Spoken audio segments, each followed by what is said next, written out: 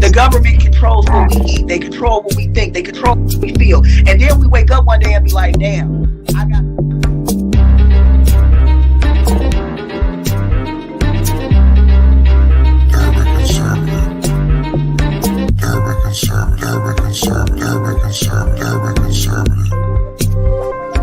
But isn't that American dream?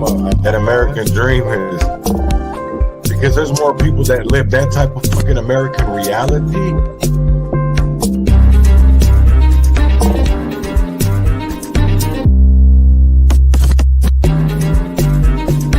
But isn't that American dream?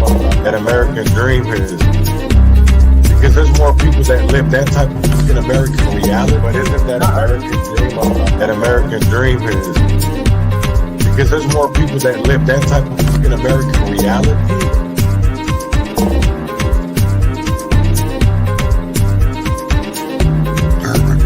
QAnon, my futon, fold it up and smoke it. Transgression, a progression of a war we ain't asked for. Transgression, a progression of a war we ain't asked for. It's madness, yo. All the things that we could talk about. Call it. But let's talk about these urban circumstances real quick. And basically it's the, and we got this.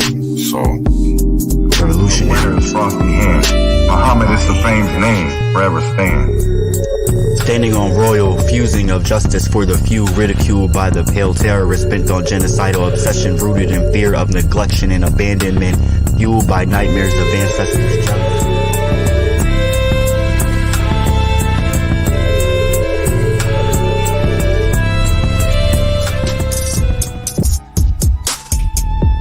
because at the end of the day, I still want to be able to I don't dislike George Washington. The kind of friends I think our friends should be like my friends. My friends are the kind of friends I think everyone needs. My friends see the things at times I don't see. My friends hate the police.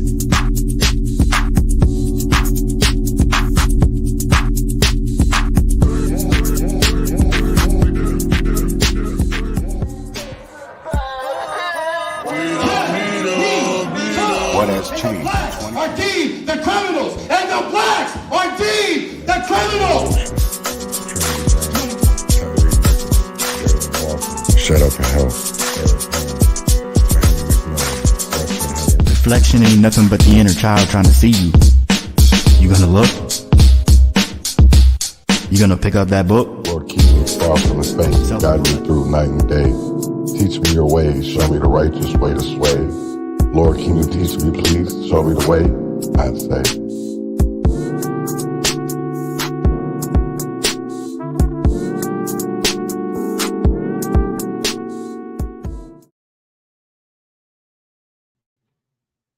Grand Rising, and welcome to another episode of the Urban Conservative with Chaz Neal. We're excited to have you this morning for this journey of thoughtful discourse and community engagement.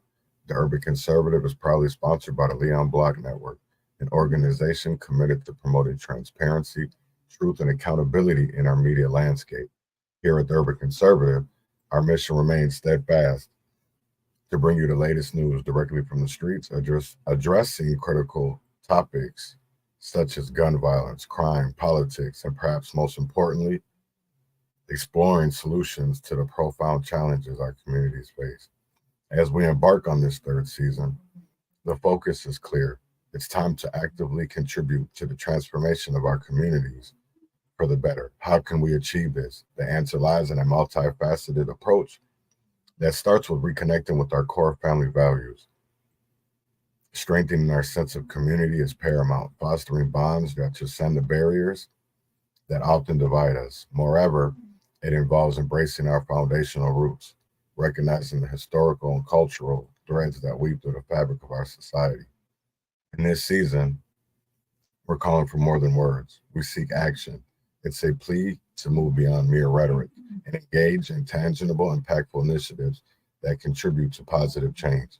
The time for empty words has passed. Now more than ever, we need to put our convictions into action.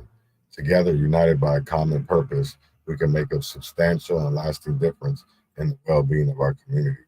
So join us on this journey as we explore not only the challenges, but also the opportunities for growth and progress. Together, let's turn our shared vision for stronger, safer, and more connected communities into a reality. Thank you for being a part of the Urban Conservative with Chaz Neal, a platform dedicated to fostering change and making a positive impact on the world around us. Shut up and help. Good morning, good morning, good morning, good morning, good morning, beautiful people. I hope and everybody is enjoying their Tuesday. This morning, I wanted to talk about betrayal beneath the pen, and unmasking fraud in social justice. And what I'm talking about that, I'm going to be talking about, it's a multifaceted issue, right? Because, I'm going to stick with, if people don't remember, because it was just last month, there was an interview between Shannon Sharpe and Cat Williams. And there was a statement he said in there, is that the year 2024 is the year of truth, right? Is the year of exposing lies, is the year that we're finally going to get somewhere. And I think we're off to a great start. And now, but we got to keep that momentum going, because the only way that we are going to get change is by understanding where we come from, right? Because if you don't understand where you come from, you're not going to understand where you're going. You're not going to know where you're going, right? So, and it really goes with the theme, with the Black History Month theme as well. And I wanted to talk about some people from Minnesota pre-Civil War. So in the era preceding the Civil War, legislation aimed to confine the aspirations of African Americans, yet the resilient spirit of free Blacks and fugitive slaves defied such restrictions. Finding solace and opportunity in the heart of Minnesota, within the bustling downtown districts where jobs and affordable rents beckoned, a community emerged, with most laborers relegated to roles as porters, waiters, and laborers. Yet amid the challenges, a few pioneers carved paths of success, defying the norms of a society often resistant to their advancement. At the forefront of this movement stood Robert James Hilliard, a visionary entrepreneur who not only established a thriving clothing store, but leveraged his success to nurture Black institutions. Among his enduring legacies were the first Masonic Lodge for African Americans in Minnesota and the groundbreaking Western Appeal, unfurling its pages in 1885 as the state's inaugural Black newspaper. Also luminary in this tale of resilience was Thomas Lyles, a beacon of prosperity in the city's landscape. Lyles transcended conventional boundaries, venturing into realms of real estate, publishing, and mortuary sciences. His persuasive prowess extended to recruiting Frederick McGee and Dr. Valdu Turner, the inaugural African-American lawyer and doctor in St. Paul, to join the thriving community he championed. A pivotal figure in this narrative was Amanda Lyles, wife of Thomas, whose influence extended beyond domestic confines, nestled at 4th and Wabasha streets. Her hair bazaar became a cornerstone of the community, while her adept management of the funeral parlor after her husband's demise underscored the depth of her commitment to the community's prosperity. These hidden figures' history echoes the resilience and determination of a community that defied oppressive norms, forging avenues of success and creating institutions that would endure. The stories of Hilliard, Lyles, and countless others stand a testament to the spirit of those who paved the way for progress, leaving an incredible mark on the rich Black history here in Minnesota. So I know those are, like I said, it's Black History Month, and it's really time to start talking about figures that defied the odds, that didn't have affirmative action. They didn't have DEI, they didn't have those things. Those actually legislation was the opposite to keep them in place, to not allow people that look like me, that look like my ancestors, to be able to defy the odds. And they did. Everything was stacked against them. And instead of, there was fear, but they faced everything and rose, right? Because you got two opportunities. You got two choices when it comes to fear. You can face everything and rise, or you can forget everything and run. And I see a lot of people would prefer to forget and run. And what I mean by that is, people are okay with, getting money or getting that feel good moment instead of getting generational feel good, generational change. And I think that's why, they got rid of the Bobby Huttons, the Malcolm X's, the Martin Luther Kings, because they kept leaders like John Lewis, Bobby Rush, Al Sharpton, Jesse Jackson, alive, while these people were hand in hand with some of the greatest leaders that are talked about today, that were mentored by some of the greatest Black Americans in history, and yet where did we go wrong? Because how can it be that you have individuals that were walked with Martin Luther King, that stood with Malcolm X, and yet we're not anywhere closer to the goal line? We're not anywhere closer to reparations. We're not closer to anywhere being with equality, with equity, with prosperity, empowerment. We're still stuck in that same rut. And I feel like we're still fighting for the same things that are actually, first of all, in our Constitution, and then second of all, is written in the 1965 Civil Rights Bill. So it's like, where do we change? And I think it's because a lot of people are scared. A lot of truth is coming out in today's times.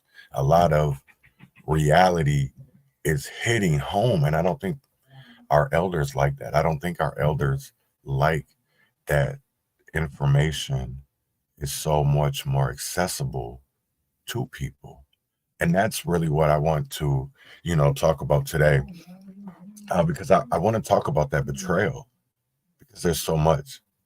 Because I think people hide behind a hashtag, or they hide behind a quote, or a statement, instead of actually really being out here and standing on truth, standing on transparency.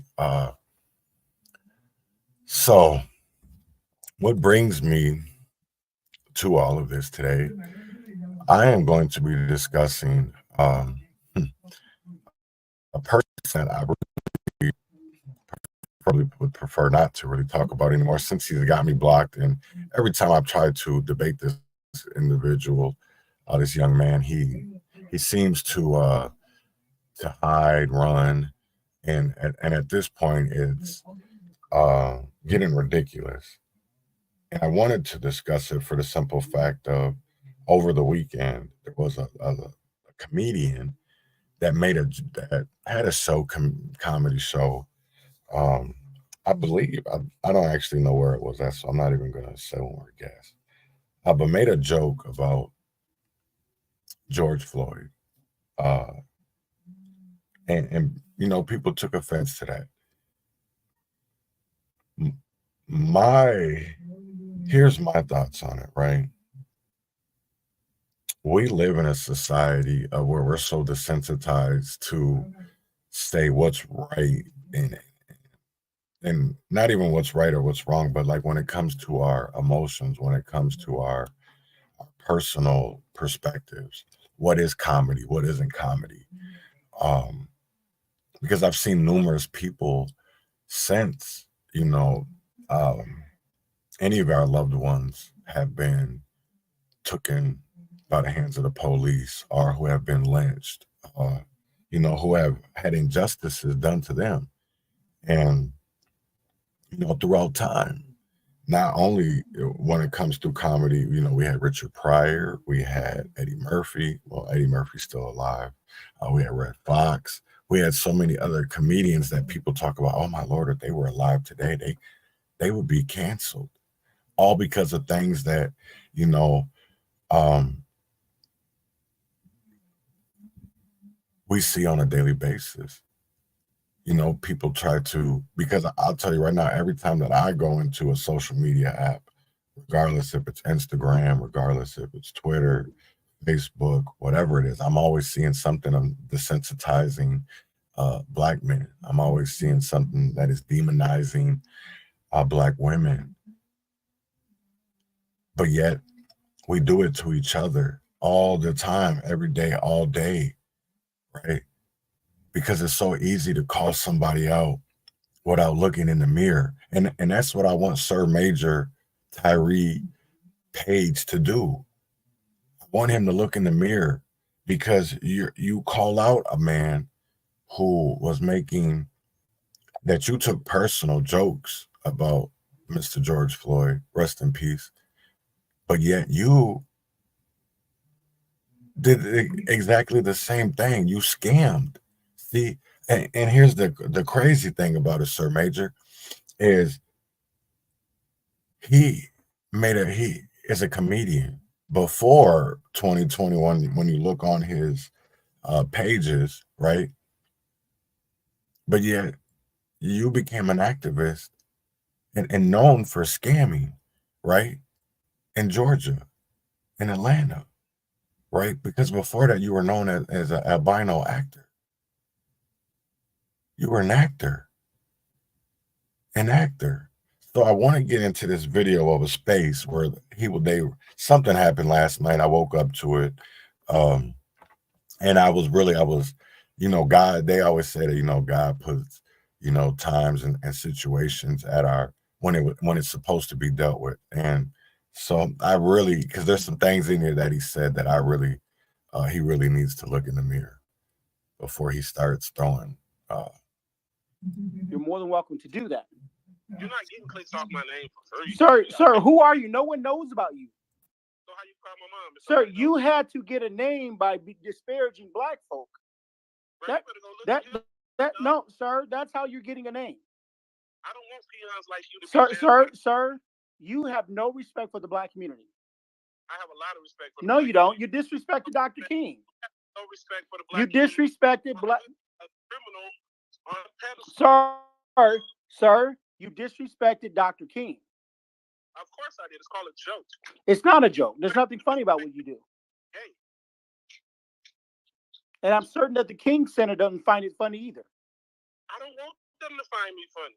No, we're talking about your remark. Whether you're funny or not, no one cares. It's the things that you're saying about the Black community that cannot be and won't be tolerated. How many people think it's funny that you're homosexual? Sir, if I was homosexual, that's my business. Listen to your voice. You're not manly at all. Sir, we're talking about the things you said. Sir, I just hung up because you're not getting no airtime over here. No one knows you, dude. You're not a celebrity. No one knows you. Notice how he wouldn't even let him finish. He was always trying to overcut him. He does realize he's in a one-party state. I mean, you're in a one-party state, but don't educate him the law.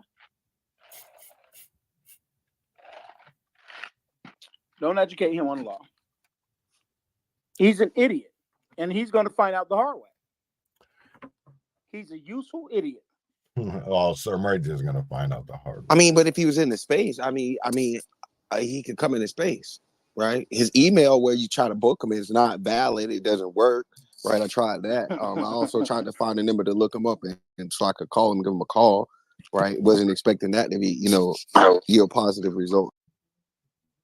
So Now, I want to show y'all something because this is the man that is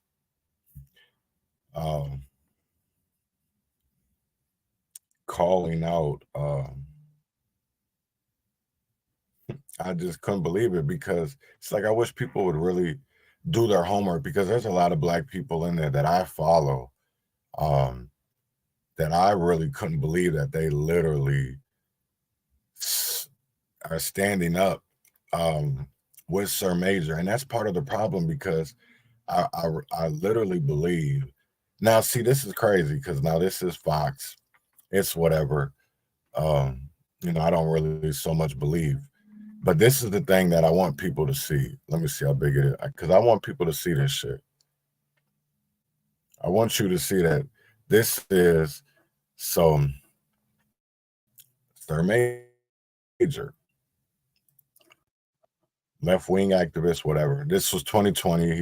And see, this is the thing now, because now he's behind Donald Trump and talking about go red, doing Republicans. So it's like, dude, is this all a grift for you? Because in 2020, you were out here using a black organization, a fake black organization that you created, right?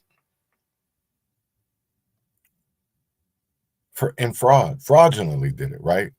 Fraudulently had created Black Lives Matter of Greater Atlanta charity page on Facebook and used it to defraud more than $450,000 from various donors after the page's charity status with the IRS was revoked.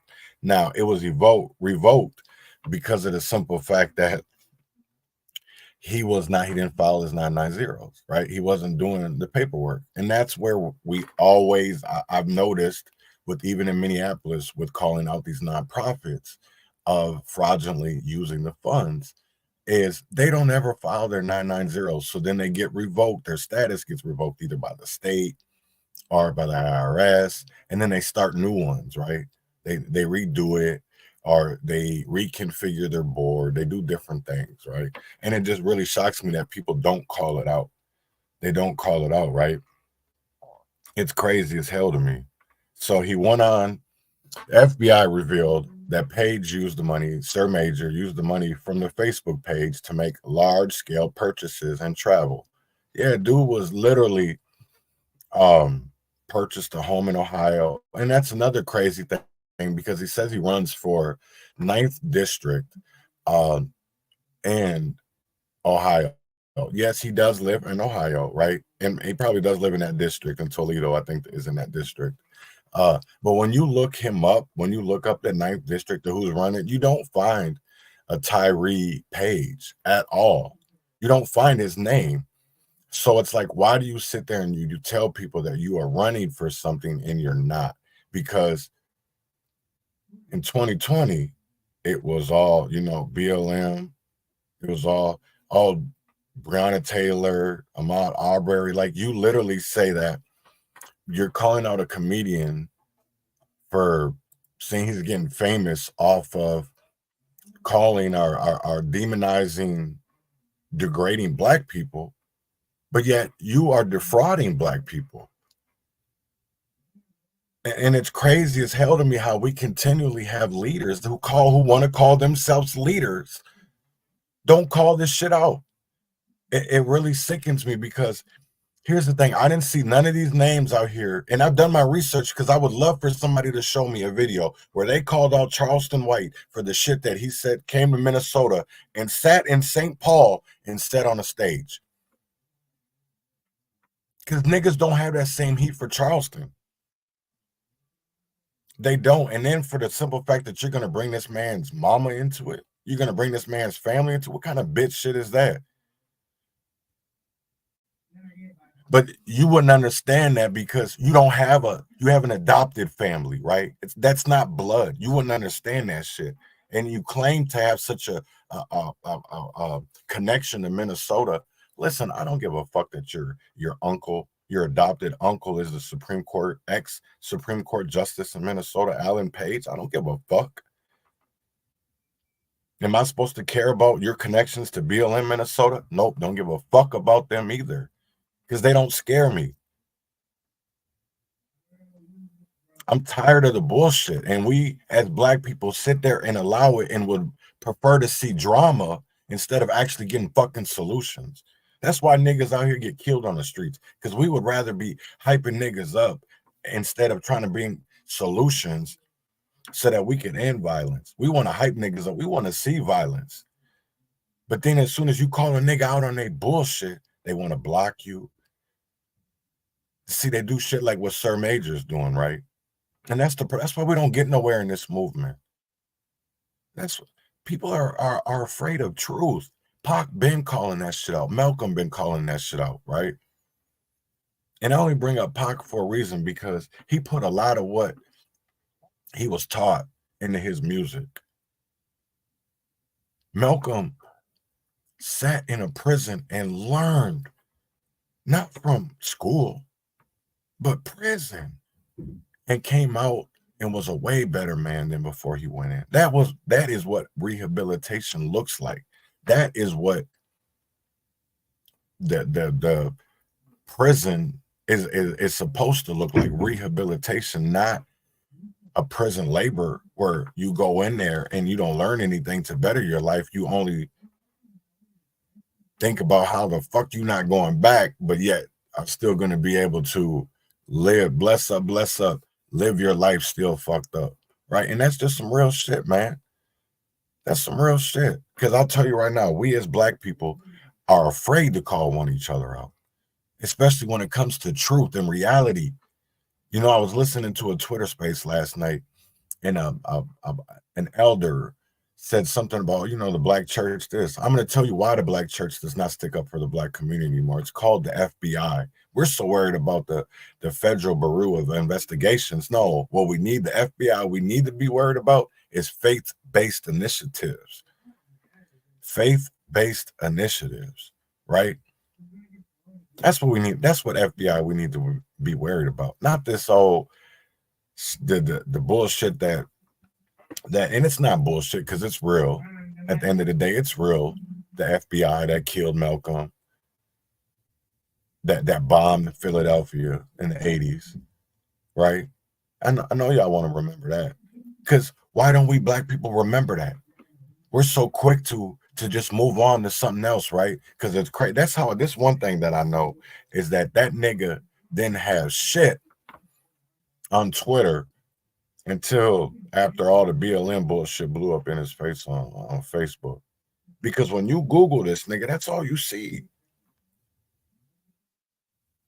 That's all you see. It's shit about his fraudulent behavior. And yet we're supposed to stand behind people that have scammed our communities and in the names of our loved ones. And that's not just him, because that goes back to fucking Minneapolis too. How we allow these snakes, these bloodsuckers, to bleed our communities. Because I'll tell you right now, Minneapolis, you ain't watching. How you let the violence interrupters get $4.2 million yesterday? I'm gonna say it again, 4.2. And they haven't done shit, because I'll tell you right now, we just talked about the numbers yesterday on here. Crime is up. So why are we paying shit that ain't working? They're not showing no measure of success or what failure looks like. We just give them more money. Come on now, when are y'all gonna wake up and smell the coffee that these people don't give a fuck if you are okay when you go to bed at night? North Minneapolis, South Minneapolis. Because this is not the 80s. This is not this. You know what's crazy? People want to talk about, they want to compare it to Murderapolis, right? Because we had a lot of murders that year, right? I'm gonna tell you this. If you go back and look at the data and the statistics from that year, and you compare it to now, we were fully staffed as a police department when it came to police, right, in Minneapolis. Now we sit in 2024, and they want to compare them years. I'll tell you, compare them, because I'll tell you right now that the Murderapolis days was contained. Those murders were contained to an area. They were contained to areas, right? Look it up. Now you come to this era, It's branched out. It's moved out. It's spread out further. And people don't want to talk about that. They want to talk about how, oh, it never used to be like that. Yes, it was. It was contained to an area. And that's what people are failing to realize, because at the end of the day, there has been no success. All there has been is it's been branched out, because if people don't remember the 90s, where was Murderapolis at? It was on the other side of 94. It was on the Washington side, right? Think about that. So then when they got all that closed over there, they got the Honeybee, all the little bars, the Club 200, Club 123, all the little jiggy spots over there, right? Boom, then it started going across the bridge. Then it started to be the saloon, right? It started to be the Wendy's, the Taco Bell. It started to be Merwin's, right? Winter. Then it started to go down the pen. Yeah, people got to pay attention. They haven't solved shit. It just spreads. It just branches out, because I'll tell you right now, you got every motherfucking city in basically Minnesota either crying about their policing numbers, or crime is up. Because I'll tell you right now, I just seen it on alert from in Red Wing Convo over the weekend about people, a heads up, because people's cars were being broken into. That's Red Wing, Minnesota. You literally, if you watch these crime pages, if you watch these little conversation groups that are in these cities, these little towns and shit, yeah, they're feeling it too. They're having their little car break-ins. They're having their houses, their vacation spots. Yeah, look it up. This shit is not no joke. But people don't want to talk about it, because we'd rather get into drama. Right. And what's crazy is, I'll admit that's what I'm doing today, because what's crazy is that's what people pay attention to. They pay attention to drama. They don't pay attention to education and shit that's going to be informative. And I see why people do the things that they do to get the participation and the listeners in these Twitter spaces, by calling each other bitches and hoes, and getting people's families involved, and talking about people's children and their wives. And I see now, because drama sells, right? Bullshit sells. And we are so suckered into that shit. So suckered into it. But you know what's crazy? While I got y'all here, I'm definitely going to educate y'all, because we need to be educated. We need to be. We need to start calling out the bad actors in our communities. We need to start calling them out, because I'll tell you right now, we start calling that shit out, I guarantee it, change starts happening in our communities. I guarantee it. I promise you, you start calling out these so-called community leaders, these so-called selected officials, I guarantee it will make change in our communities. I guarantee it. Because we stand in larger numbers than they do. Because I'll tell you right now, that over there is weak. You weak. That over there, I'm telling you right now, that we have the 10 people that I know will decimate the 100, because that's water. That's water over there. That shit is so weak. And there's no loyalty. They say they love each other, but there ain't no loyalty. Because I'll tell you right now, that 100 over there got a price, that they'll all sell out for the right price. For the right price. Right? But I know the 10 that'll stand with me, they ain't selling out for shit. Because we want to get it out the mud. And the only way that we're going to get it out the mud is if everybody comes with us. We ain't just doing it for ourselves. We're doing it for everybody. So that's how I know that 10 that'll stand with me is way powerful than the 100 that would stand against me. And that's why I'm not scared. I'm not scared, because I know the people, them 10 people that are going to stand are really by any means necessary. They're not going to run when danger comes. Because I'll tell you right now, I've seen a lot of motherfuckers be track stars when the danger comes. A lot of niggas run. What did they say? They want to talk about they a 504 boy, they bowdy. But let that danger come. Them niggas be track stars. Be track stars. Be track stars.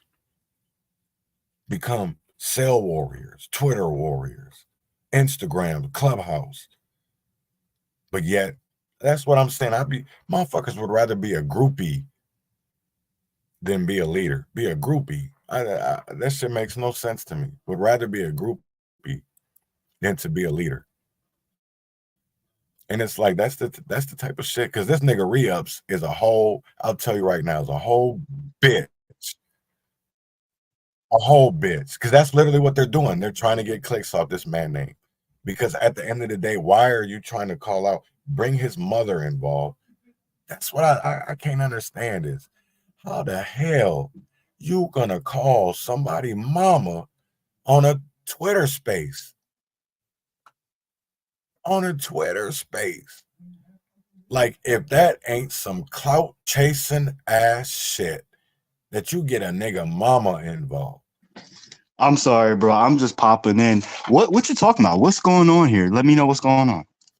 No, so over the weekend there was a comedian by the name of David Jacobs, I think his name is. David Lucas made a joke at a comedy club. He's a comedian. Just makes jokes, right? Even said he got Emmett Till jokes. I guess some black people are taking that as offense. But I bring up other instances of like Charleston White, who has actually came to fucking Minnesota and sat his skinny ass and said a bunch of shit about George Floyd. And I didn't see these same niggas being rah about Charleston, but will jump on a man that is actually, because I don't know what Charleston is. I think Charleston more is an activist to me, because when you look up before he got big, he was more at city, talking. I thought he was a comedian influencer. Yeah, no, hell no, because I'll tell you right now, before Charleston got big, he was literally, man, he was at the state capitol. He was at city council meetings talking and trying to do it wasn't until he started saying the shit that people were scared to say out loud. The truth. The what they want to call conspiracy theories. You know what I'm saying? Of like being, but shock value. And people love, because people love that shit. They love the fact that he'll mace Soldier Boy in the face. Like, what? Why is you don't remember that shit? I think that was like 2 years ago.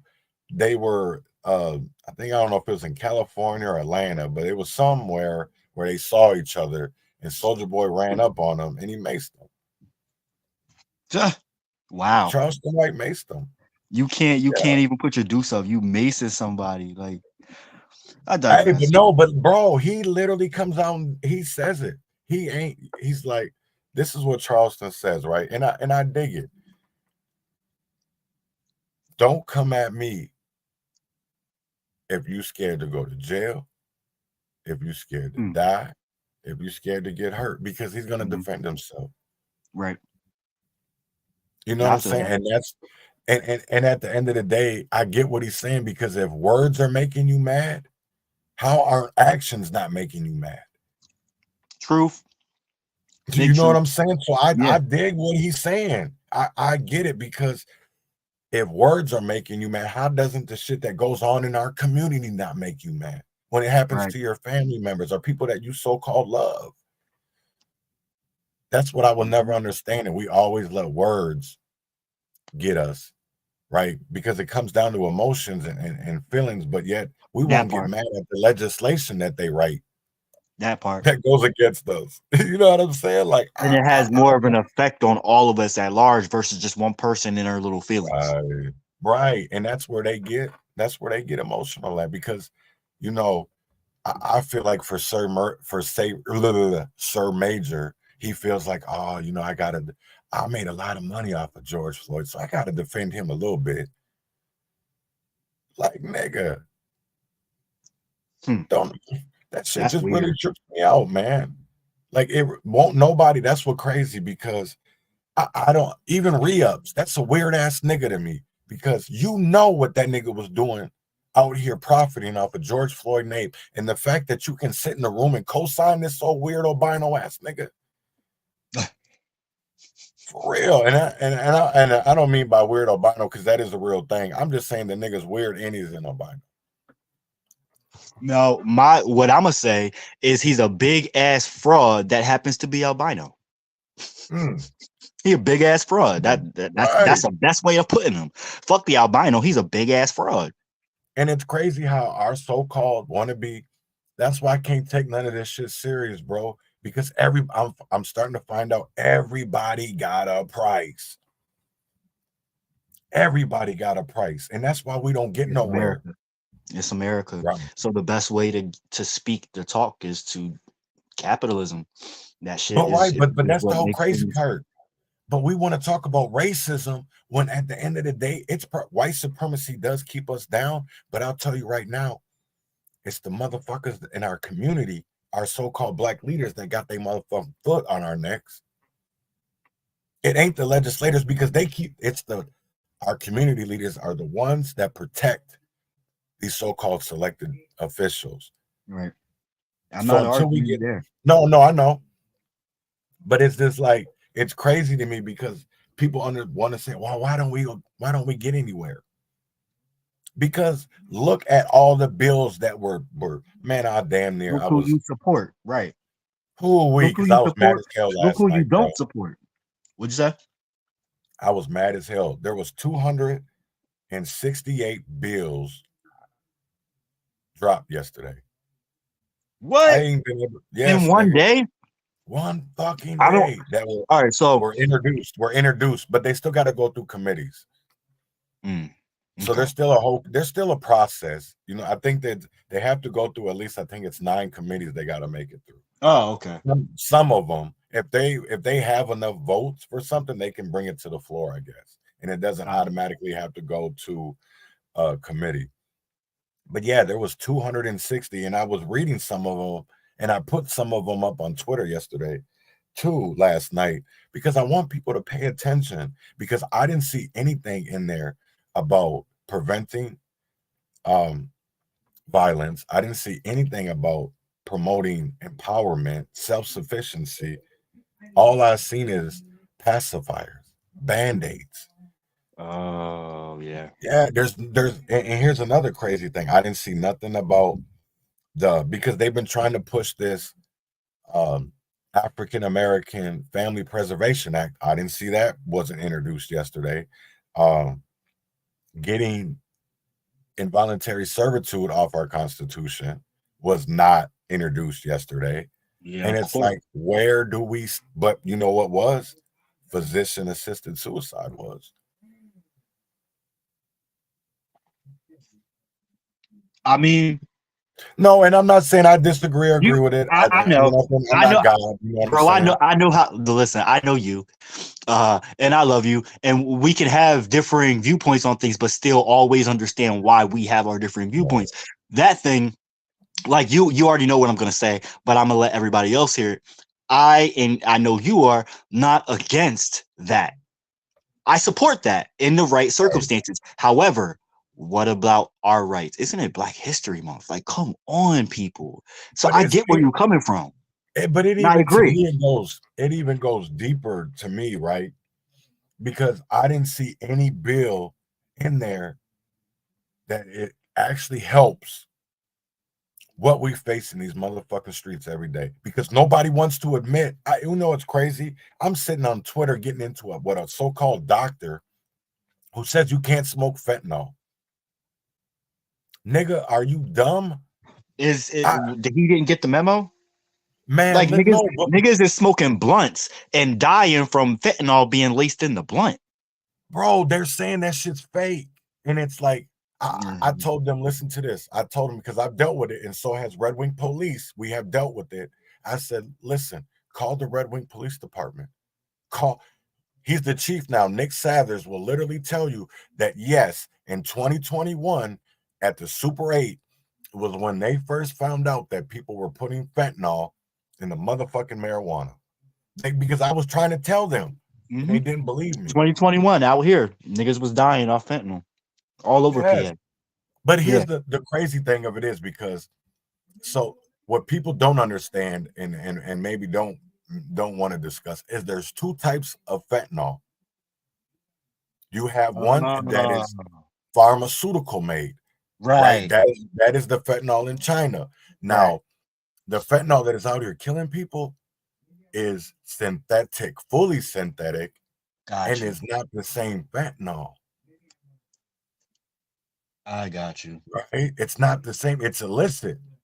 And if people understood what illicit synthetic means, because so what does illicit mean? So hold on, because I've had the I only learned this by doing, because I wonder, like, wait, why is it? Because if they literally are giving this as a pain medicine, why is it killing people like this?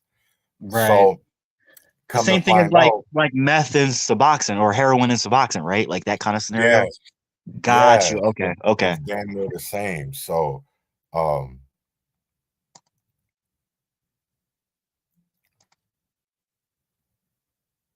illicit refers to something that is forbidden by laws, rules, or custom. It is generally associated with activities or actions that are considered unlawful. So basically what they're doing is they're cloning basically a drug.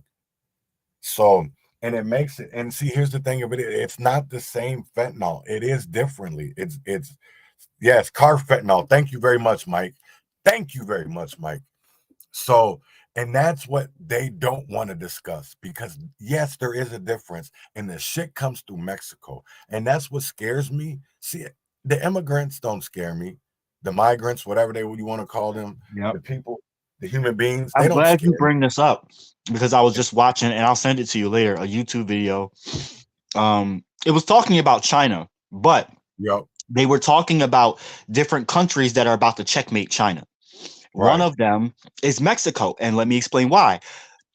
China used to be, everything was made in China. All of our manufacturing went over there, right? But that was because there was poor, cheap labor. Chinese, they're buying cars and living middle-class lives. They make like $1,500 a month now. Our companies do not want to pay those wages anymore. So guess where they're paying now? Right south of us, because they're our neighbors. We can easily, cheaply distribute and ship stuff from Mexico straight to the US. So now we're going to start seeing made in Mexico. However, if we're supposed to be working together with Mexico and we got these huge, big border problems and immigration problems, we need to work with Mexico and say, okay, y'all got to do something about people coming through Mexico, because most immigrants are not coming from Mexico.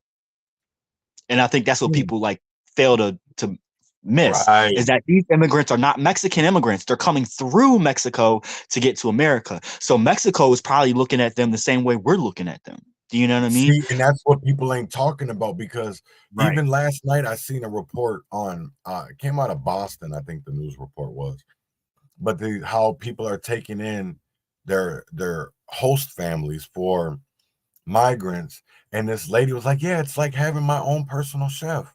And it's like, so are you doing this on the kindness of your heart? No. So you know what I'm saying? I'm gonna give you a little bit more info. So I've been reading articles and watching documentaries about, okay, so there's like a black market of not just like immigrants and migrants in general, but especially the kids. Like the kids get separated from their parents, they put them in a juvie, and then some foster parent will be like, oh, I want them. But then because obviously if you went through all this stuff coming from Guatemala or wherever, you've went through something that's probably very traumatizing, and you've got mental health issues. These kids need help and love, but these so-called foster people will be like, oh, I don't want them anymore, or they're not cleaning well, so here, you want to take them, but they don't go through the system. They go on Facebook and make a post like, this child is very ornery and doesn't clean. Does anyone want to take them? I'll pay you such and such amount. And then some other couple will meet them somewhere and ship the child off to another person.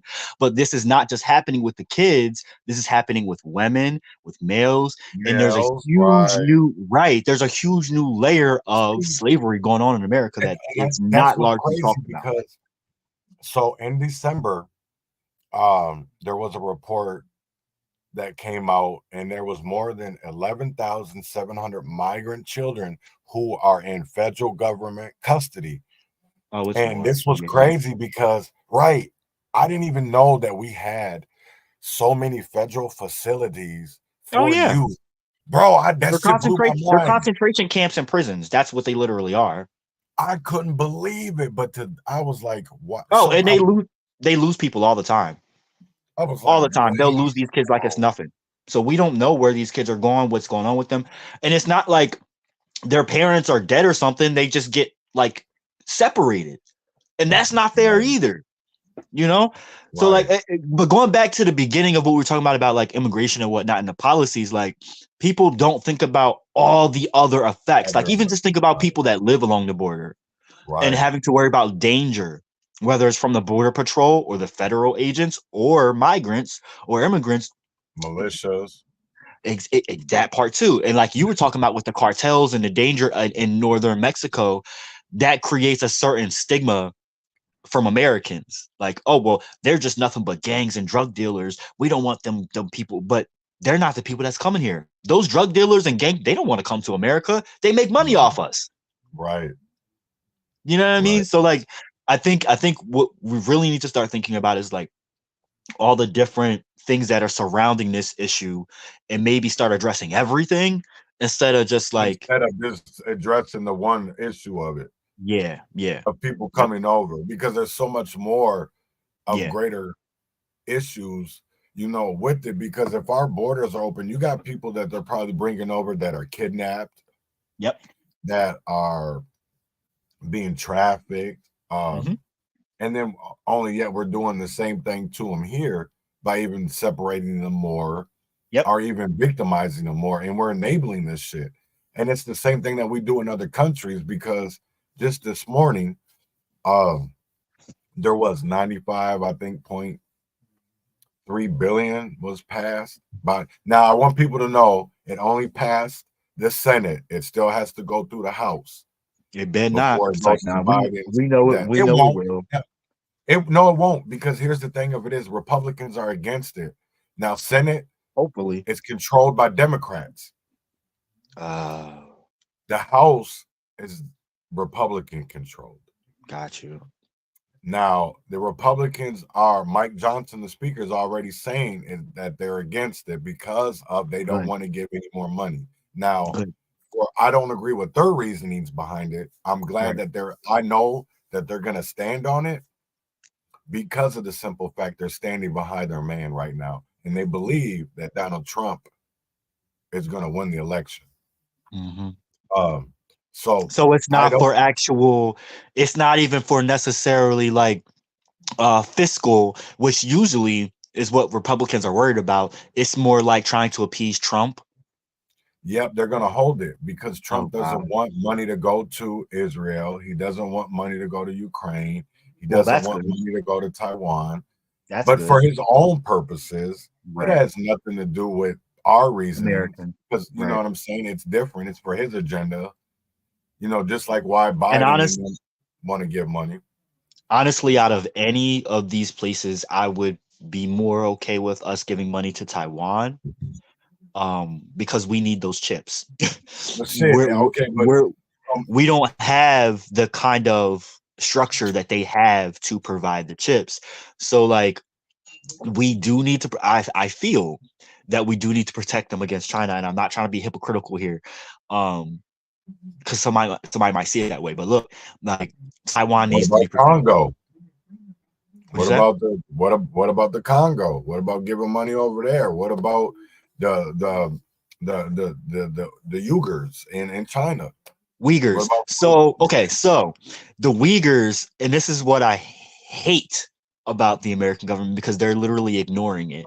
And the Uyghurs have been under genocide for a while now. Us in the movement, we did sound the alarms and made a big stink about it, and a lot of independent media outlets did cover it. But China, how do I put it?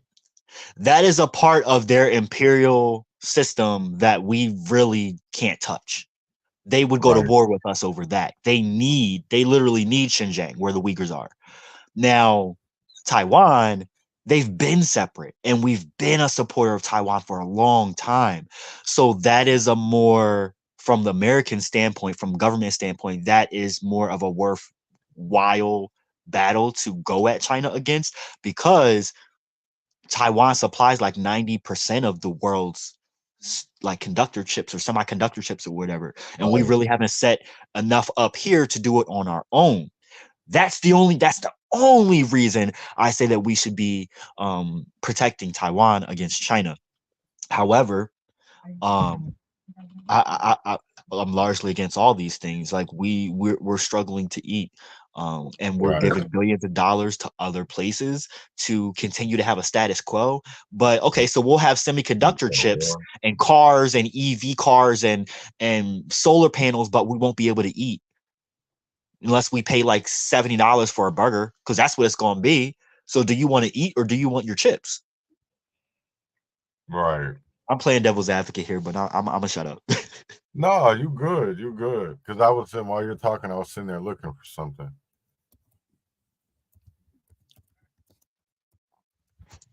But for real though, like I think Americans really need to sit and think and ponder, why is this happening? Why is this happening? Why are we giving money to these places? Like, go Google it, y'all. For real.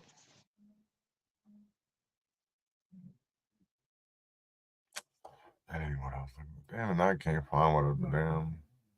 What was you looking for? Maybe this was in it. No, I'm trying to find all the bills that were introduced. Oh yeah, I did. I got it right here. All right, so this is what I was reading last night. This is what I was. Go here. All right, share this tab. I gotta share the screen. Let me get it right. Let me get it right. So these are all the bills that were introduced yesterday, and it really tripped me out. So we'll go over some of them that I thought were interesting. All right. So bill, this one, I don't know, I didn't really, but let's go to the ones that I thought were interesting.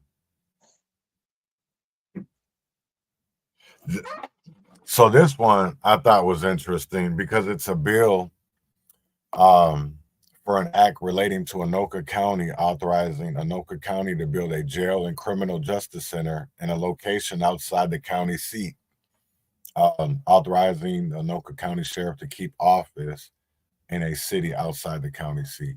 So I just thought that was interesting that Anoka County is has obviously been talking about building another jail in a criminal justice center.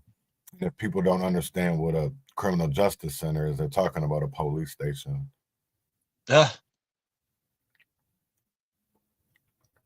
Because again, it's the name, it's the wordplay. Because if they think people aren't, if you're not calling it a police station, they're not going to pay attention. You're calling it something else, right? It's something different when it's still the same shit. It's like when you call a Republican and a Democrat, it's still the same shit, no matter what it is. Yep. You know what I'm saying? That's what I want people to look at it. No matter what you call a police station, if you call it a jail, if you call it a justice, because there ain't no justice coming out of that bitch. For real. Oh, let's see.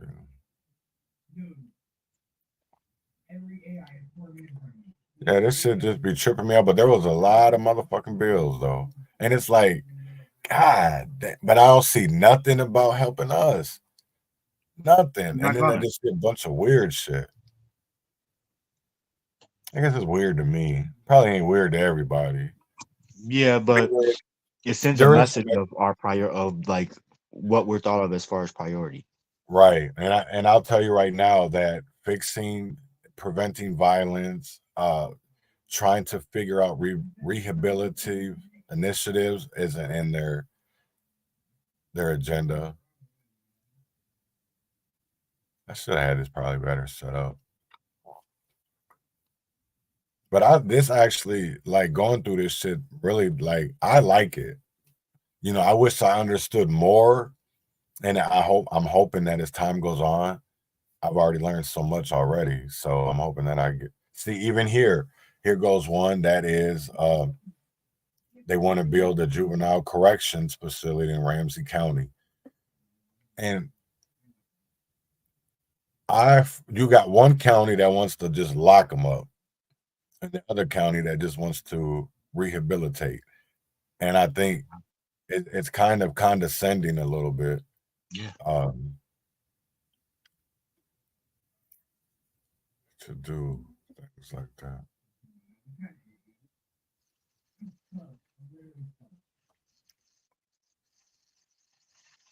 What? Okay, let me move to Minnesota then. Did you saw that one? Yep, I saw that. Yeah, I was trying to. I was like, that's probably why you did get. Put it this way: that's a plus that I'm both, right? Because I'm queer and I'm black. At least they're appeasing part of me. Right. I know, but you know what's crazy is that people are gonna bring this up and are gonna pinpoint it a certain way instead of looking at it in a greater context. They're gonna fearmonger with it. They're gonna be like, oh, they're gonna look at what they're gonna do. They want people to move here that are like that. They're gonna do this to our kids. And I mean, you know, that's what. And let me tell y'all, for one, by far and large, queer people ain't trying to move to Minnesota. But if somebody does, and it's harder for them, you know, that provides extra, like a push, you know, an incentive. So just looking at it from that face value, that's dope. However, for one, I want to get more information on that. But two, I still agree with you here. Like, I want to go through all these and just see how that one bill fits in, like in comparison to all the rest of these, and then what you personally would feel that, that they should be writing, specific bills for. Like, what do you think they should be writing bills for, or do you have an idea or plan that you've already enacted? I know that you've like helped draft stuff before. So is there still stuff on the table for you that you do want to bring to their attention to get passed? There is, and I'm not sure if it is. You know, I know some words have already been messed with, and we're haggling over wordage. That some senators don't like certain words, and that's what's really, you know. I don't want to get in too much detail because I don't want to. People be like, "Why you keep on talking about it?" That's why we keep on getting mad at you. So, but when it does come to ending the involuntary servitude and getting it off our Constitution, that is something that I will not give up on. Hell yeah. And that is something that I will continue to fight for.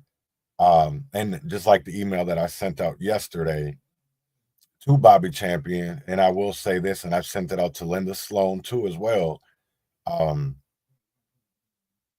not going to stop being quiet for much longer. I mean, I'm not going to be quiet. Let me restart this.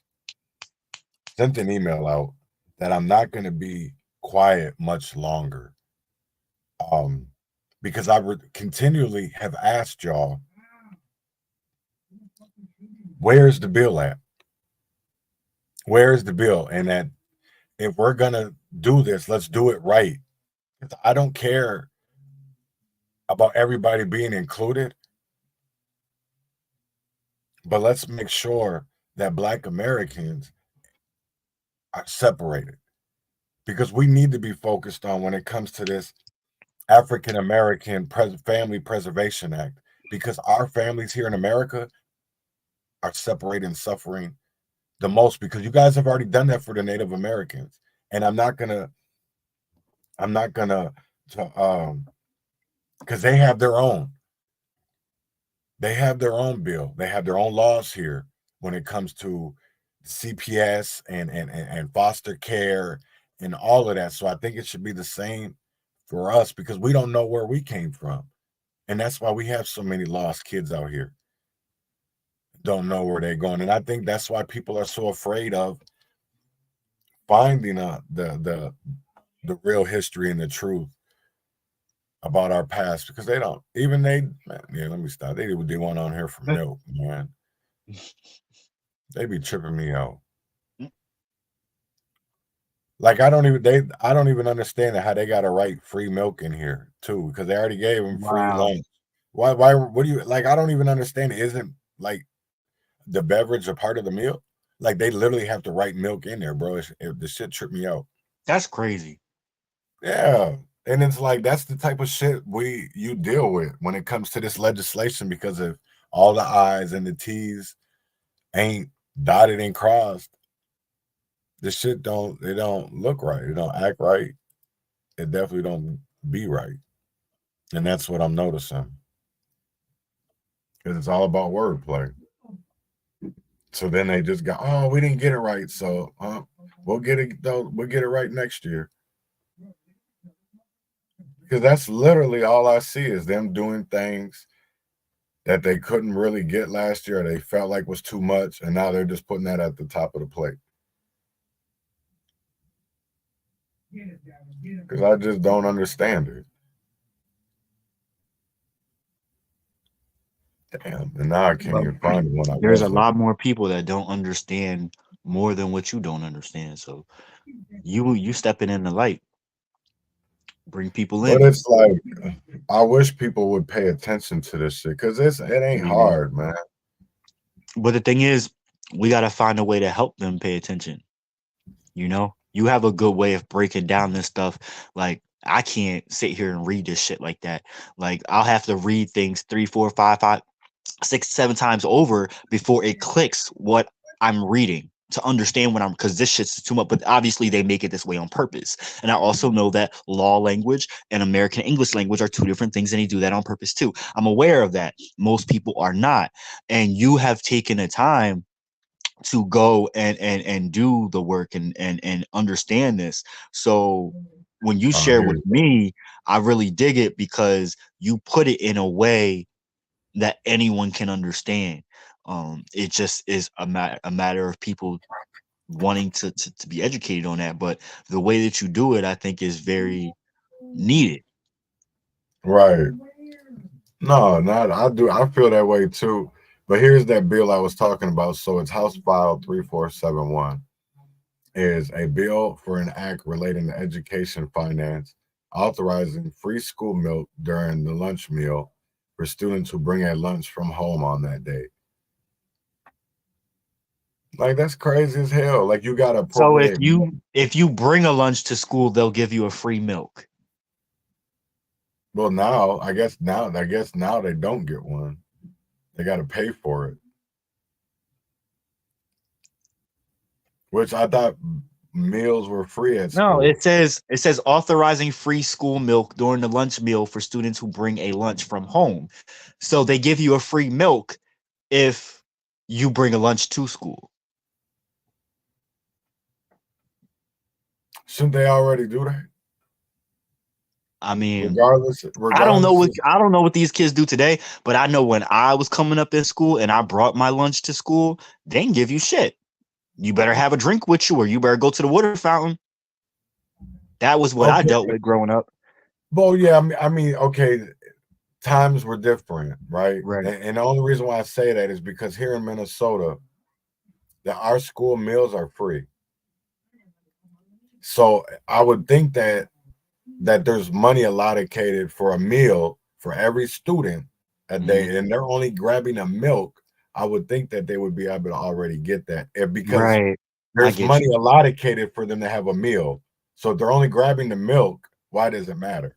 Right. You get what I'm saying? Because it's like the shit that they got to write in there, they got to be pinpointing about, doesn't make any sense to me, because a milk should already be included.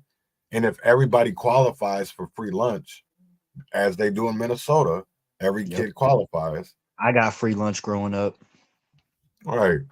No, I did too. But now in Minnesota, they just made it last session that every kid eats free. But see, when I was growing up, I got free lunch because my mom was a single parent, and we were on, we were on food stamps, or we were just, having rough times or whatever. So my mom didn't have money to pack me a lunch all the time, and she sure enough didn't have enough money to pay for school lunch every day, because I think back then it was like $3.50 for lunch every day. But she signed me up for the program because of her income. I was eligible to get free lunch. But that was never always the case for everyone. And I know that things have changed now. I think that it's awesome that there is free lunch. It should have always been for everybody. But I just times have changed a lot. It's been 20 years since I've been out of school. So I'm completely out of touch here, and I don't have kids. You do. So you, brother, you know a lot more about the school system than me right now. To be honest, I don't like the way that our school system is here in Minnesota. I don't know how to change it because it's become so political. You know, and everybody just wants to point the finger. Yep. See, now I want people to see this too, because we didn't even have laws on the books about fentanyl. That's how new this shit is. People to think that it's been around for years. No, it hasn't. Shit ain't been around for maybe the one She came out like 2019, 2020, 2018, right? I think it was like 2018 is when it first started being seen. But I don't think the ODs were like that. So some went wrong. Because I've really dug For all into we know, the government could have got into it and said, okay, we're going to make this shit deadly. Kill off motherfuckers. You never know. Right. It just really shocks me, though, how people be like, because everybody done seen somebody smoking something out of tinfoil. And they think, oh, they're smoking fentanyl. I can't, oh my God. Why does the doctor prescribe that? Well, first of all, it's not prescribed. It probably is. Maybe they did have it at one point, but that's not a prescription pill they're smoking. That's one they got down the street from Tay-Tay for $10. Right. You know what I'm saying? Like, that was some shit that was compressed to look like a Perk 30 in a garage. Yep. Or in a storage shed, because that definitely didn't come out of no Walgreens or no CVS. People forget you can have a whole legit business to where things look like you got shit out of a factory, but you could do that shit at home with a couple of tools that you get off of even Temu today. So people, yeah, you can have a whole enterprise and make that shit look official as fuck. People won't even know that them pills came from your attic or your basement. And that's what's crazy, because it's crazy you say that, because Etsy was actually just settled a lawsuit for selling products for pill pressing. And I'm like, but what about Amazon? Because they still sell them. How y'all gonna only get one person, but not them all? Because Amazon sells some really good ones. Whack-a-mole. Can't catch them all. Right. Nah, I'm just for real. I'm just saying. Like, I feel you. And I here, put it this way. Politicians don't give a fuck. They're like, okay, we tackled one, hooray for us. And they just start, acting like they're the shit because they took care of one. And citizens don't know any better because the politicians say, oh, we took care of that. You guys are good now. And people go, oh, okay. Not really realizing that all the other platforms still do the same shit, and it's going to pop up somewhere else. They just go from one platform to the next. Damn, that's a lot of money for a homeless shelter. Jesus Lord. I guess I should have hit it before I said I wanted to talk about it. Damn. Oh my Lord. So they want to give. I think that's great. No, but okay. But here's the thing, though. $6 million. Now, if you looked at people serving people, I know what you're gonna say. Right. That's all I'm going with it. I think it's $6 million, though. That's a lot of fucking money. You could take that money and build a whole building or complex, or renovate a fucking school or hospital to turn it into apartments. There's so much you could do with that money, and instead of putting a Band-Aid on it like you were talking about before. Because this is essentially, I think, one big Band-Aid. Yeah, because it is, because at the end of the day, I think about how many people are they going to be able to serve? Not many. Right. Not many. Especially after hearing what $2 million gets you. only helps 137. So it's like, how? But I don't What a know. Maybe waste my of math money. don't add up to like that, huh? What a waste of money. Right, and that's what it is. It just don't be making sense. But I did, it's Black History Month, and I want to You say said it ain't this. making sense. It ain't making dollars. So I guess that sounds about Right, right? facts. It ain't making dollars, so of course it ain't gonna make no sense. Right. Oh damn. Let me go back to that bookmark. I can't. Damn. No, I'll look him up. David Lucas, because there was something on his page that I wanted to talk about. He said something about Martin Luther King, and like, was it funny? It ain't my. I found it to be funny because then when you really think about it, like, damn, he do kind of make sense in a funny kind of way. Not in a okay. The sacrifice MLK. Oh, whoops! I got to share it. All right, so the sacrifice MLK made is the reason we can now have sex with white women. I'm done. I'm fucking done. But you know what's crazy though? In a cynical, like satire type of way, Right. I get it. He does have a point. You know what I'm saying? Like, and it does have to, because at the end of the day, like, we talk so much shit about each other, and honestly, I kind of find it funny in a good sense of way, because like, damn, you know what? He got a point. But if you even go further than that, it was the Loving family that actually Facts. Talk you know about what it. I'm saying? Talk So about it.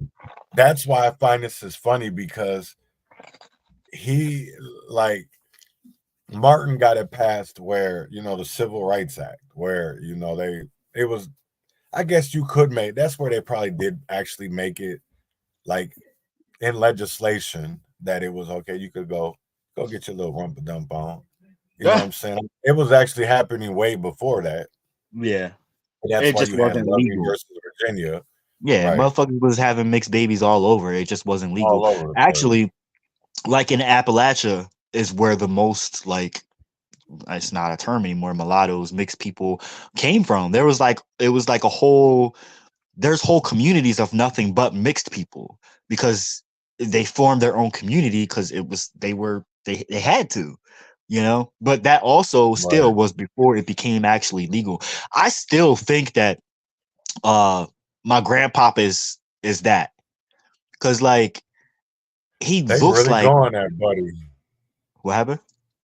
They really going that, buddy. All because of that joke.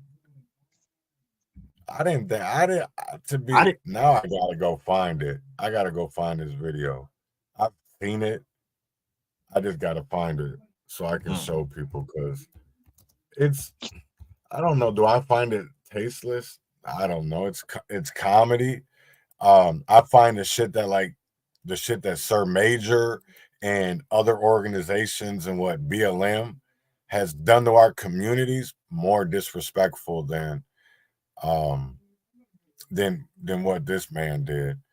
That's the way that I take it. I mean, other people are going to take it differently.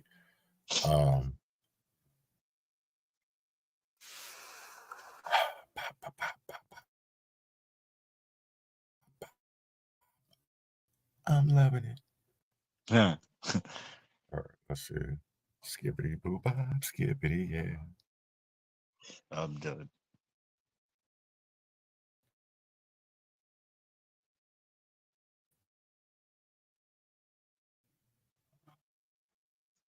Background.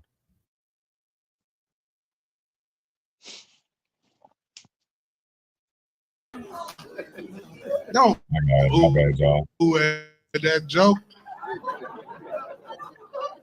It's just a joke, man. I would have never kneeled on George Floyd's neck. I would have shot that nigga. That was. It's called comedy, nigga. How many more black fans I gotta hit that might leave? Oh, and I got, because nigga, I was just warming up with that George Floyd.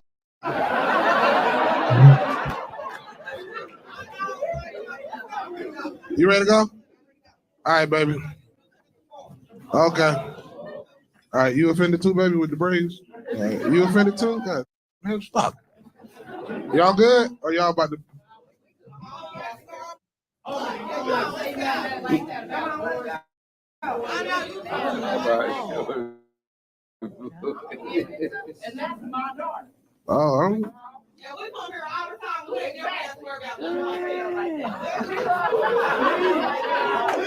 I like Kyle Rittenhouse too. No. I like Kyle Rittenhouse too. You too, bro? God, bro? Is that right? See that? Yeah. Yeah, one more guy. Man, that nigga don't even want to go, but his ride leaving.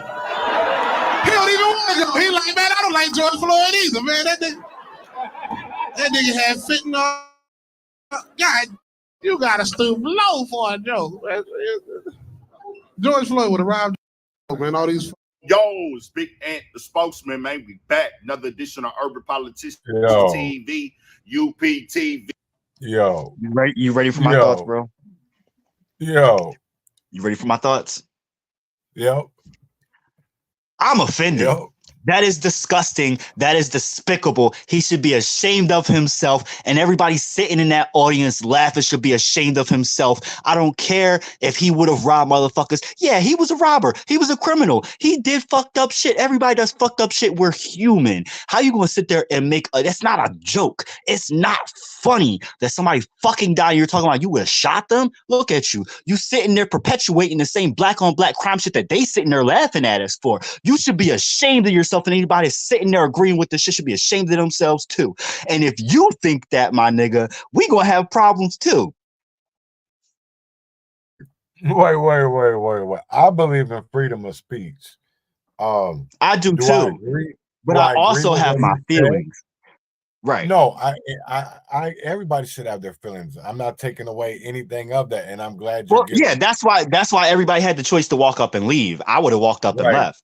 Like, you know what I'm saying? No, I agree with you. Everybody has the absolute right to say whatever the fuck they want. However, if you want to say something that is offensive to me, I have the right to punish you in a way for saying what you're saying if it's offending massive amounts of people. And I think that's what people fail to forget. Yeah, you could be blunt all you want. You could say, I'm a truthful person. I'm just being real. But if you're saying fucked up shit to people, whether it's real or not, that's not okay. And you're an asshole.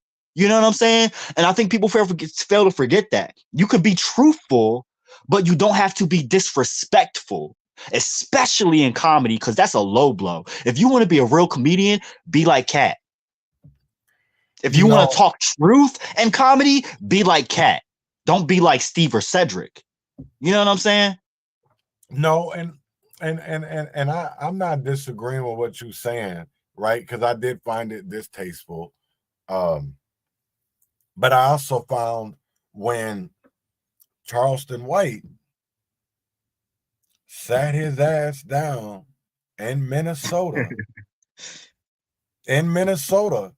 mm-hmm. and talked shit.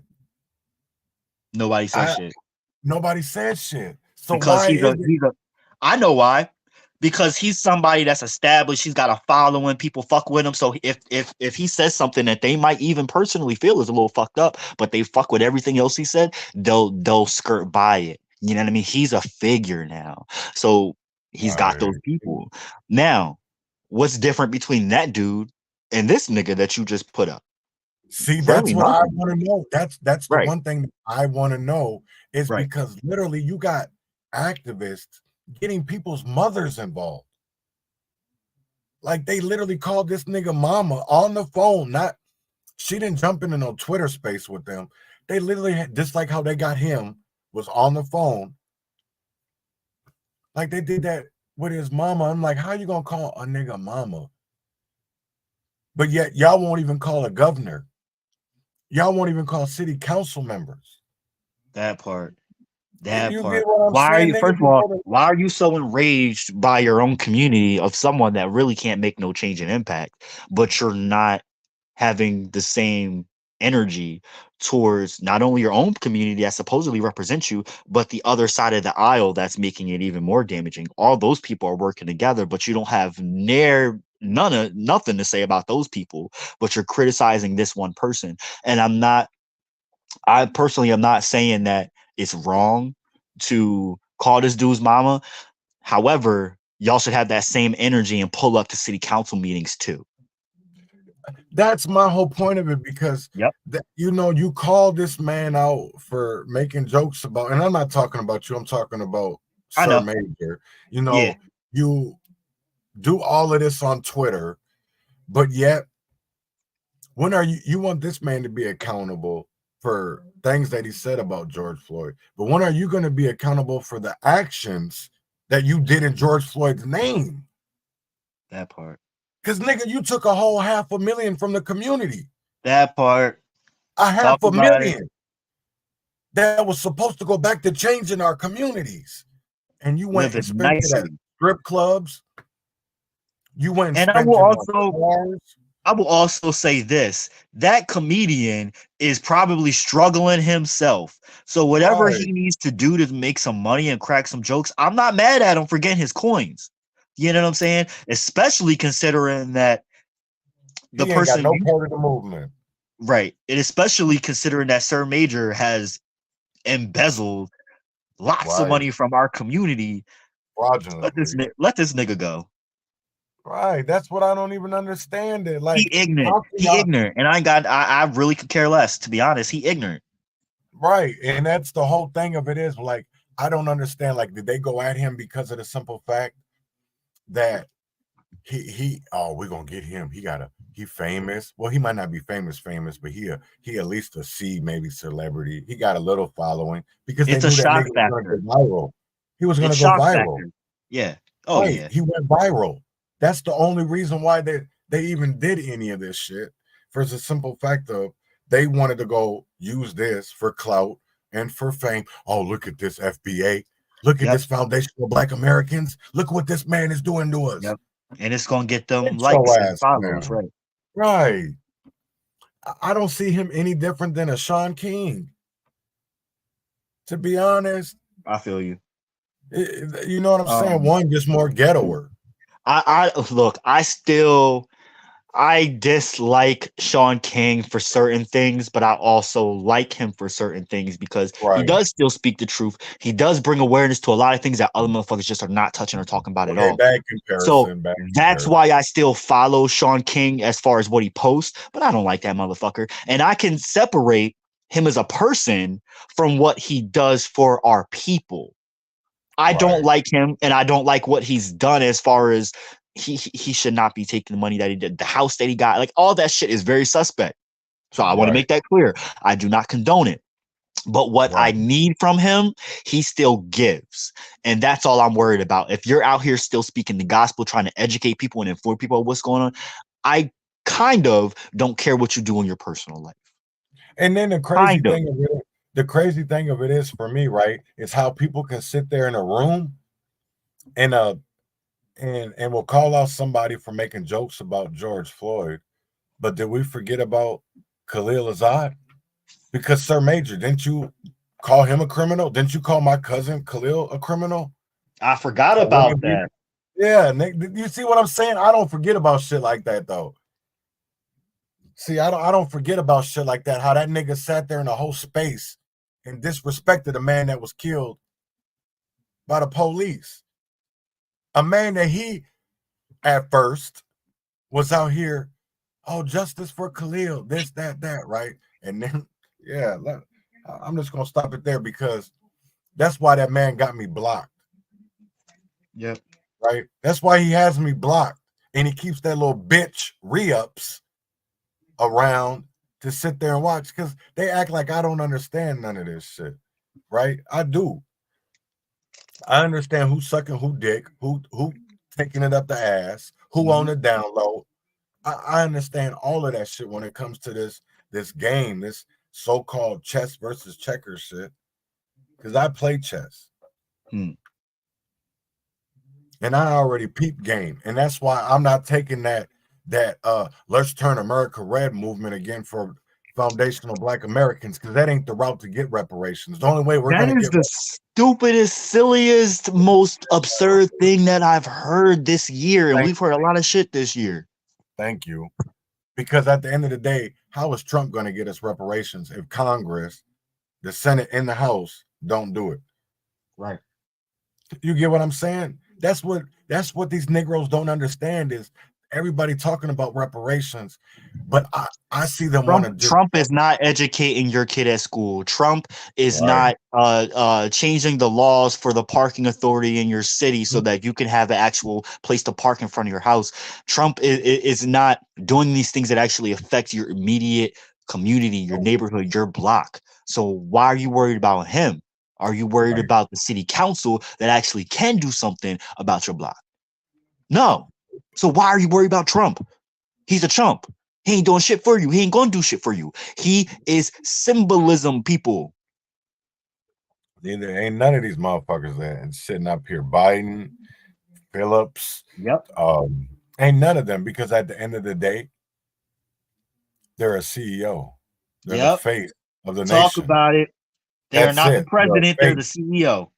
Right. They're just that's it. They have executive power. That's it. Yep. Because without the Senate and the House, which we vote for, right? He can't do shit. So everybody keep being fear-mongered.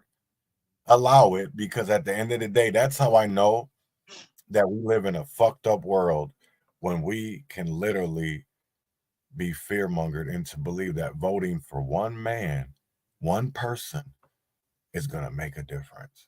That lives all the way in Washington, D.C., who is never going to walk the blocks of North Minneapolis, who is never going to go into Chicago and walk in O Block. Yep. He's not going to walk on California Street on the south side, on the west side. He's not going to do none of that. He's not going to go to Compton. He ain't going to go to Watts. He ain't going to go to Bed-Stuy, Brooklyn. He ain't going to go to Philly. First of all, motherfuckers still bring up, oh, he gave us checks during 2020. Nigga, COVID. Okay, so that's basically saying that y'all motherfuckers can be bribed. And second of all, that money didn't do nothing for y'all but keep y'all afloat. It didn't get y'all extra to buy things that y'all needed to improve your lives. It kept us afloat to eat and to sleep and to drive to and from work if we were still able to. But people don't even want to think about that. Y'all forgot about what happened in 2020? Right. He didn't do shit for us. He sat there and threw paper towels at Puerto Ricans. Come on. They forgot about the COVID-19. Amnesia. Like a motherfucker. COVID really fucked y'all heads up. I'm just saying. Like, I think it was that vaccine that did it, though. Hey, I'm not disagreeing with you. Because these motherfuckers is weird. But I hope people Right. Everybody being taxed on that money. Right. Yep. You ain't never lied, Queen. You ain't never lied. Because I do know that people are paying attention to Minneapolis. And I know that people are paying attention to the connections, because I found it funny that you have somebody that is coming out and speaking against Mayor Fry because of his resolution for a ceasefire, but actually, I don't know, it's kind of a weird one. It was basically in opposition of the one that the city of Minneapolis passed, which he vetoed, but then they unvetoed it with a major vote. Yeah, it was some bullshit. So Minneapolis still was the first before Chicago did it, even though Frey vetoed it. Chicago got the recognition though. Yeah, because it's the largest city, and I give it. Hey, heads up. Hey, all credit to Chicago. Y'all did a great thing. But what people don't understand, and I want people to understand this, is that it was a tie vote, and the mayor is the one that broke the tie. Right. That says a lot. See, it does, and it should say a lot. Is that every alderman, city council member, they're called aldermen in Chicago, is a Democrat. How was it even a split vote? Because they don't all think the same.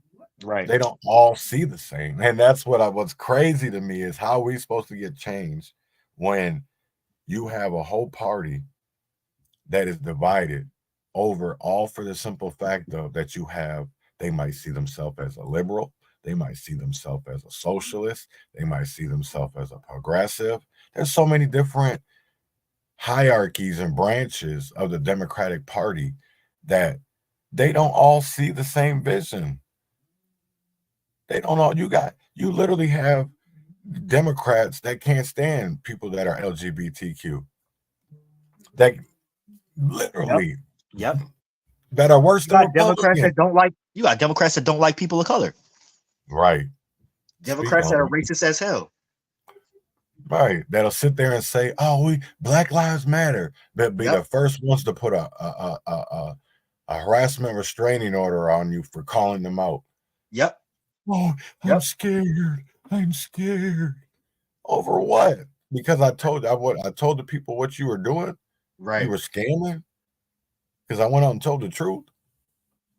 Shit, these people, I'm telling you, man, these people are crazy. This shit, the world that we live in is a crazy, crazy, crazy era, man.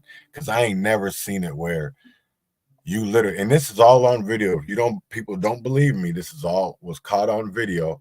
We went to a press conference last year, 2023. It was last legislative session. Or maybe it might have been 2022, maybe. I don't know what year it was now. Maybe it was 2 years ago. It was 2 years ago. But we shut down Keith Ellison's press conference. Bro, I was kind of saying that without having to say it. Right. Yeah. I didn't want to put the situation out there. I wanted to kind of do it in a not to put you out there. But yeah, exactly. Yes, exactly what I was just talking about, Mike. So he damn, now I forgot what I was talking about. God damn it. Shit. You weren't even listening, asshole. I was. Shut up. You an asshole. No, Mike, that is literally because it's like when you come out and you speak the truth, when you come out and you stand against something that everybody who's saying is oh, that's not the truth. But you know the truth and you're standing with that truth, and they go use the system against you. The shit, even on Juneteenth, man, that's the whole shit that blew my mind, bro. Right. The shit blew my mind of how, like, they could take a white woman's word over a black child. I could never understand that. Like, why would a child lie when an adult has more reason to lie to an authority than a child has? And I will never to this day I will never understand that. It just really fucking blew my mind. It really did, but that's the type of shit that you have to face in today's time. You know what I'm saying? Like, they say the system protects us. No, it doesn't. There's loopholes for us not to be protected. And they know those loopholes if you're poor. Right. Nick Sathers, right. Shit's crazy. It just saddens me that we have to live in these times, but we're supposed to be okay with it. We're supposed to always turn the other cheek and be the bigger person. Like, when does truth ever come forefront? Like, I will never understand that. It trips me out. And you have people that will sit there and be like, oh, we're sorry we let that happen. Yeah, you allowed it to happen when there was things you could have literally did to stop it. I will never understand it. It's even like, I'm going to bring up Red Wing Convo again, that group, because there's a post that was put in there yesterday about the superintendent. Did anybody hear about that? And I was like, damn, are they really asking about that? I thought that was like no news. And it really wasn't, I guess, to some people. And I'm like, well, I wonder if anything about because of her past at a former school district was starting to come out because she was accused of certain things to do with African American kids in that school district that she came from. Yes. So and she's only been there. She only got hired, I think it was, and Mike quote me if I'm wrong. Wasn't it that she just got hired last year? Because I moved back to Red Wing in May of last year, and I think she was just starting to do those little groups at the cafe during the summer to get to know people. Yep. So damn, yeah, she's only gonna last one school year. And it's like, how are we supposed to get anywhere when we can't even get teachers in, but yet we can't even get administration either. When they just want to up and leave when their past or their history starts to come out and people are questioning, are being curious about people's past. But see, if people did their homework, because all you had to do was put old girl's name in Facebook and you could see shit. And I'm like, people are just lazy at this point. Oh, yeah. Just lazy. But I get it too. If people don't, we're not built to, because just like we just had that conversation this morning about what I put in the chat last night about that I didn't know that Alaska and Russia were so close together. Right. I never knew that. Like, when you think about Russia, you think about, damn, so far away. But then Alaska is a little ways away from here too, though. It's just crazy to me that, like, it makes me wonder how many other people don't know that. That'd be you should put a question up there, a poll or something, and put it out there and let's see. Yeah. Right. That too, Mike. Oh yeah, see, he gonna get me started, boy. No, because it's crazy how they have a black student union in the high school, and you have a black man that wants to lead them, and the kids want him to lead it, but yet they keep on going in other directions. I will never. What do you mean in other directions, bro? You know what's crazy? If Mike, if you would allow it, my brother, and if you're comfortable with it, I would love to have you on for. I'm not going to call it an interview, but like what they do at Club Shay Shay. Come on and let's have a conversation. Let's come on and have a conversation about Michael Holmes, about the Black Student Union, and what Red Wing and what the Black community means to you. Because you do have a story, and I think everybody's story needs to be told. So if you have time, brother, please message me, and I would love for you to come on Urban Conservative and have a conversation with me and John Till, because I'm not going to call it an interview, because I want to call it a conversation, because always a conversation. Yes, because I feel like it needs to. Okay, well, when you're ready for that, let me know, bro. And it can be just like this with no faces, none of that. We can do it like this because I believe that everybody's story needs to be told. And I think that others can relate and even maybe learn and reach out and maybe to find ways of support. Because I'll tell you right now that I believe if people understood and knew your story, they would understand how Red Wing really was. Yes. Oh, thank you. We're going to figure it out. As soon as I get off here, I'm going to message you, bro. Yes, because I do. I want to have a conversation because I want people to understand of how it is of being Black American in a rural area. Right. And trying to get change, and yet shit keeps on happening and people just aren't understanding. Because at the end of the day, the people who are in authority can never understand something that they can never understand. Yep. So I'm going to land there. I'm going to let John Tell go or speak, and then we're going to close it out for today. So given the context of everything we talked about on today's show, I think it might be pertinent to give people some homework to do. So first call of action is to look up Sir Maejor, specifically on Twitter. because this guy has a long track record of doing some sus things. And if we are to have any real change, we do have to call out our own people in order to get somewhere. So I really do appreciate the urban conservative for bringing that to light and using a really good example, actually, of someone that really isn't doing the work and also is a fraud. Whereas Sean King is a fraud, but he is doing the work. And those are two different things. And also, if you didn't know, yeah, Alaska is borders the US, and we bought Alaska, I think it was like 1960 or something like that.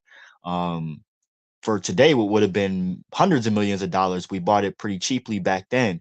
So Alaska is a very valuable asset. My point is that there's lots of little tidbits of information that vary from state to state when it comes to education. And it became I was aware of it this morning when Chaz and me started talking about this. I'm like, yo, I learned this in like third, fourth grade. Like, and I learned a lot more about Alaska and Russia than what I'm talking about right now. But I thought it was common knowledge. I thought that was one of the basic things that everyone learned in school. And that was like a slap in the face for me as far as like a reality check that not everybody learns the same thing in school, especially when it comes to education, especially when it comes to education about Black history. And being that it's Black History Month, I want y'all to do some due diligence and find a story that you haven't heard of before. Have any of y'all heard of the Devil's Punch Bowl, which happened in Natchez, Mississippi, where supposedly, allegedly, over 120,000 people, mostly Black, were essentially exterminated? And different historians over time have debated it back and forth. I think it's important for us to look that up. A lot of people now know about Black Wall Street, but there's so many different other situations, whether it's positive or negative, that do play a part in our history. And it's not just Black history, it's all our history. It's American history. So if there's one thing that I ask is do y'all homework, go find something out about a situation that happened in our history that you've never heard of before. And remember, the coffin is open until the case is closed. The Urban Conservative, I appreciate you for always having really compelling and engaging conversations and topics to discuss. So appreciate you for letting me in, having me on the show, and speaking myself, speaking my shit. Always, man, always. I appreciate you coming on. Today, for me, it's about accountability. And if you're going to attempt to hold others accountable, you should really hold yourself accountable first. Because why try to hold somebody to standards that you're not capable of holding yourself to? And we're never going to get anywhere if we continue to follow blindly behind others. We got to stop doing that. You know, two wrongs don't make it right. Two wrongs do not make it right. But let's call out that wrong that everybody does, right? Let's not just pinpoint it because if we feel like they're weak or they don't have the same following that maybe they have, right? Because I bet you that's what it really comes down to is the following, and they know that Charleston don't play that, right? Just like he knows he can't silence me no matter how much he blocks me, because I'm sure re-ups or some of his other little flockies are watching, and I'm sure they're screen recording, and I'm sure they're going to use some of this later in a space. Good. I'm all for you, my brother. I give you permission to use this. Go ahead. I know you live in a one authority state, whatever, where you can record. So go ahead, my brother. Do you? Not gonna hold it against you. But if you're gonna talk about me, which I could care less, please speak facts. Don't run off these little punk ass narratives. Don't use lies. Because I'll tell you right now that there ain't nobody in Minnesota that you can call that can silence me. Ain't nobody. Not Alan Page, not Black Lives Matter Minnesota, not the NAACP, none of them. So unblock me, because I know you won't, because I'm sure you're sitting at home right now drinking a latte and all dressed up in glitter and diamonds because you're a bitch. That infamous blue suit. Right. So I'm going to land my plane there for today. I hope everybody has a great Tuesday. I hope you enjoy it. If you live in Minnesota, the gavel drops in 10 minutes for this session, 2024. Pay attention. So be there, be square, win or fail, freedom or jail, heaven or hell. Wish me well. Y'all have a great one. Urban Conservative.